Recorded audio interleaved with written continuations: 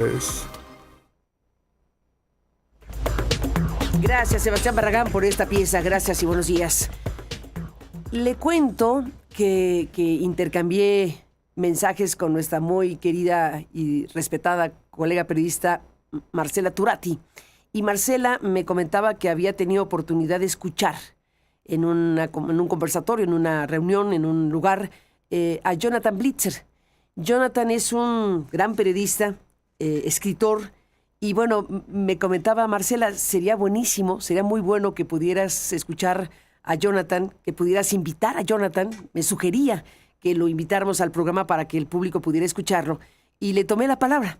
Y entonces buscamos a Jonathan y lo invitamos a conversar y aceptó para poder tener una charla con él. Este colega periodista que forma parte del equipo de The New Yorker, esta muy importante publicación estadounidense, y desde The New Yorker ha pues colaborado con piezas muy importantes. Y le aprecio mucho a Jonathan que podamos conversar, bueno, podríamos hablar con él de muchos temas, pero aquí hay un tema que es un tema principalísimo para México y Estados Unidos, que tiene que ver con la migración, que tiene que ver con cosas como las que hemos vivido y que se han denunciado incluso penalmente en Estados Unidos, como la muerte de migrantes, la muerte de ciudadanos que están bajo custodia o que pierden la vida en un operativo de ICE. En fin, hay un panorama muy complejo que hemos aquí tratado de retratar y que va a ser muy interesante escuchar a Jonathan cómo ve las cosas. Bienvenido, Jonathan. Saludos desde México y gracias por estar acá. Muchas gracias por la invitación. Al contrario a ti, Jonathan, pues habríamos de hablar de muchos temas, pero déjame centrar acá. Migración es la palabra. ¿Cuánto cabe ahí? ¿Cuántas cosas están ocurriendo? Bueno, es casi imposible documentar todo lo que está pasando. Este gobierno está realmente abusando de la ley como para atacar a las comunidades inmigrantes. Y cada día pues nos da una nueva noticia horrible. Últimamente hemos visto agentes federales disparando y matando gente en las calles de ciudades estadounidenses. Y también estamos en un momento en que la cantidad de personas que están en centros de detención nacionales ha alcanzado niveles que nunca hemos visto. O sea que estamos hablando de más de 60.000 personas que ahora están detenidos en centros de detención para migrantes.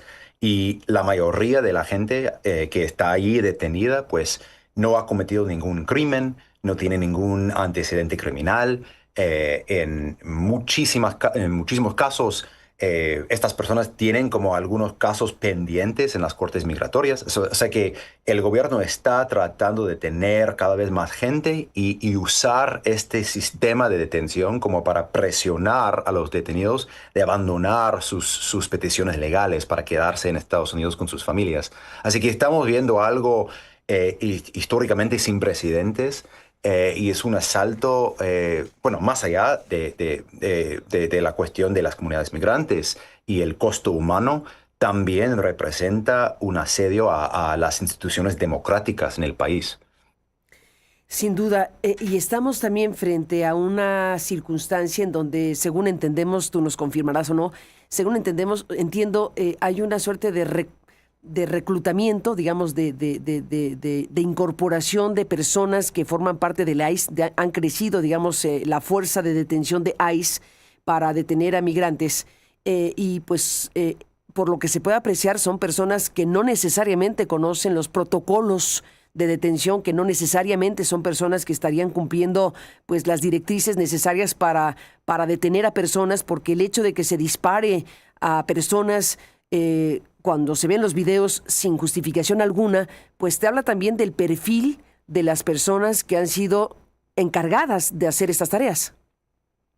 No, exactamente. O sea, lo que está pasando es que el gobierno está dando cada vez más dinero al presupuesto, esas agencias federales de ICE, del Departamento de Homeland Security, para realizar esta campaña masiva por la parte del presidente. Y una de las consecuencias de esto es que están contratando gente como agentes que no tienen las calificaciones, que no están recibiendo entrenamiento necesario como para hacer este tipo de trabajo. Y además, el gobierno está pidiendo que estén interviniendo en situaciones para las cuales pues, estas agencias no deben tener ningún papel. O sea que estamos viendo casos en que los agentes que no deben estar en las calles estadounidenses arrestando a cualquier persona, pues haciendo cosas radicales porque no tienen la formación, no tienen la orientación como para pensar en las implicaciones humanas.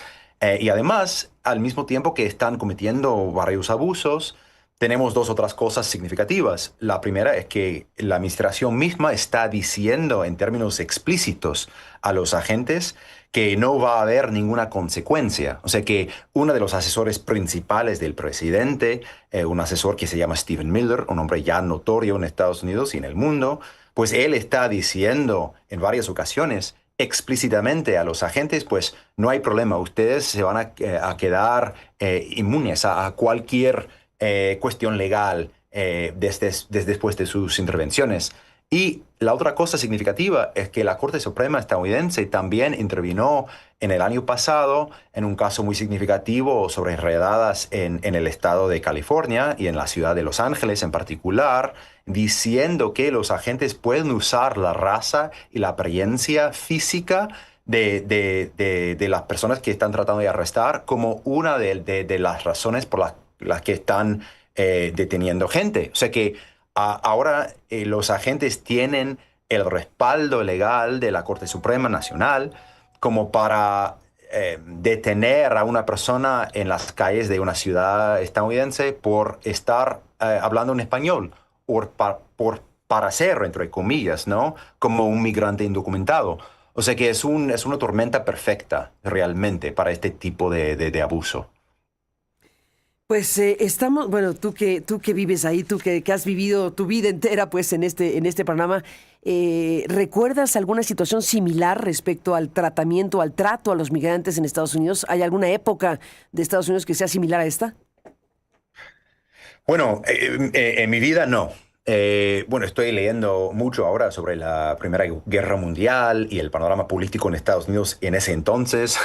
Y para mí el paralelo más cercano es de esa época, una época, bueno, de pesadillas. Y también durante la Segunda Guerra Mundial con la detención masiva de ciudadanos inmigrantes con origen japonés. O sea, estamos hablando de este tipo de comparación. Pero en mi vida no, nunca he visto algo así tan agresivo. Claro, hay que reconocer que los raíces de estos abusos institucionales y este oportunismo político pues han existido ya por décadas. Pero lo que estamos viendo ahora es como una falta de interés en las consecuencias humanas de la política del gobierno que es algo realmente impactante aquí, porque típicamente lo que pasa es que el público responde y el gobierno tiene que modificar su postura, ¿no? Como para responder a la reacción pública.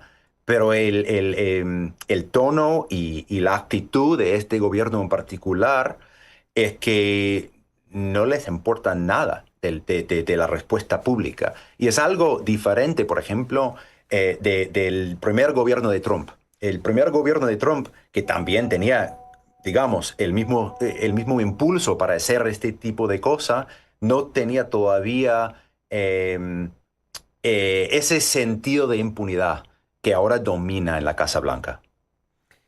Sentido de impunidad, qué fuerte, Jonathan, que hoy domina la Casa Blanca. Pregunto entonces, ¿qué podríamos esperar de las denuncias presentadas por México por la muerte de 17 mexicanos, 14 de los cuales murieron bajo custodia del ICE y 3 murieron en un operativo del ICE? Sí. ¿Qué expectativas se puede tener realmente en un sistema estadounidense que tiene a una presidencia, pero también tiene sistemas de justicia? ¿Qué podríamos esperar de esta denuncia ya penal? Se pasó de la diplomacia a lo penal por parte de México hacia los Estados Unidos. Sí, no, muy buena pregunta. Muy difícil saber definitivamente qué es lo que puede pasar en las cortes. Yo creo que sí ha habido choques entre este gobierno y el poder judicial. A veces depende del juez particular que está escuchando algún caso concreto. Pero yo, como periodista que estoy viendo todo esto a la vez, pues yo lo veo muy importante que estos casos se registren. O sea, que cada vez que hay una muerte bajo la custodia de ICE o cuando hay una muerte en el contexto de un operativo de ICE, es muy importante documentar qué es lo que pasó, porque el gobierno está, bueno, francamente mintiendo y además tratando de destruir pruebas o confundir al público o no cooperar o coordinar, colaborar con las autoridades estatales. Así que muy difícil, es muy importante y a la vez difícil mantener este tipo de presión como para empujar investigaciones, para facilitar más información sobre lo que está pasando y para documentar lo que está pasando. Así que yo ahora veo la importancia de estos casos como un factor no legal en sí, sino también político y de conciencia pública, como para generar más atención a lo que está pasando.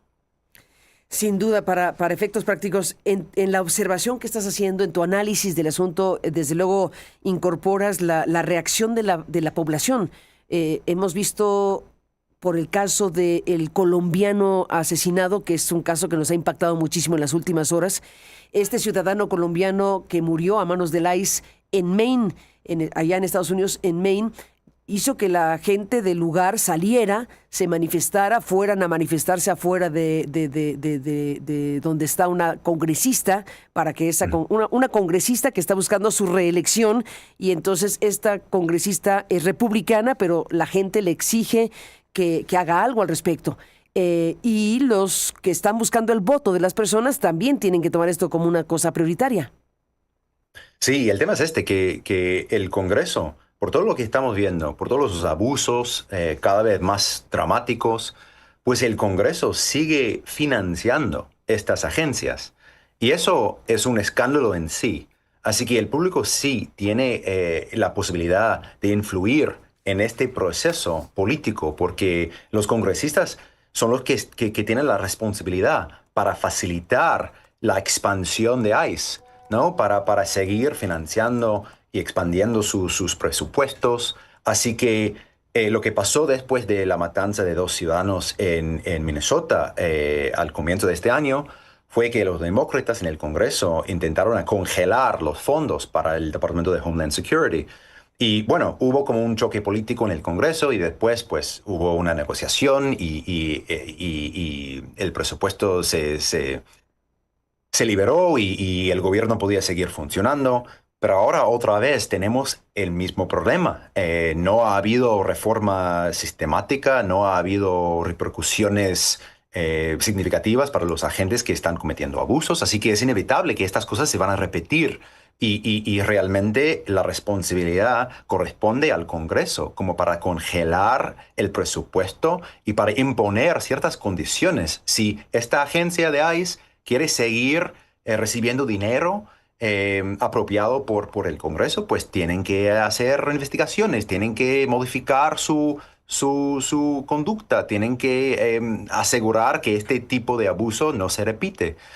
Así que es razonable que la gente sale a protestar en frente a las oficinas de la congresista, la senadora del Partido Republicano, Susan Collins, en Maine, porque realmente ella y sus colegas que siguen aprobando estos presupuestos tienen cierta responsabilidad por lo que está pasando. Sí, sin duda. Y es que sí, estamos, Jonathan Blitzer, en un momento donde el presidente de los Estados Unidos, el gobierno de los Estados Unidos, pero el presidente directamente ha hecho referencias a los migrantes como si fueran prácticamente, bueno, no prácticamente, les llama invasores. La definición que toma Trump respecto a las personas que están en Estados Unidos que no son estadounidenses o que tienen una condición irregular en sus documentos, les llama invasores, aliens en pocas palabras, y este es un discurso sumamente fuerte, poderoso y negativo que tiene eco en una buena parte de la propia sociedad.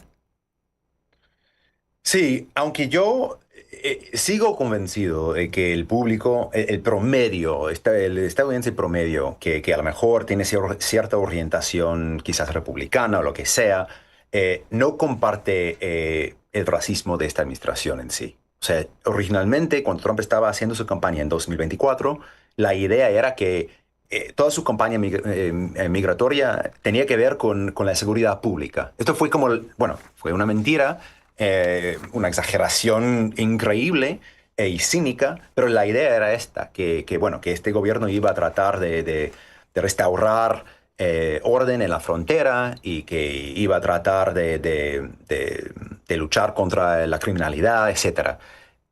Yo no creo que el público entendiera en ese momento el motivo real del gobierno. Y ahora estamos viéndolo. O sea, es imposible ahora negar lo que piensa el presidente y cómo ve esa cuestión de migración por la parte de sus asesores. Así que yo creo que sí, que hay distancia entre los votantes, digamos, moderados. Siempre hablamos de los votantes independientes, ¿no? Que no son de ningún partido, que a lo mejor tienen cierta flexibilidad, que se pueden persuadir por algún lado.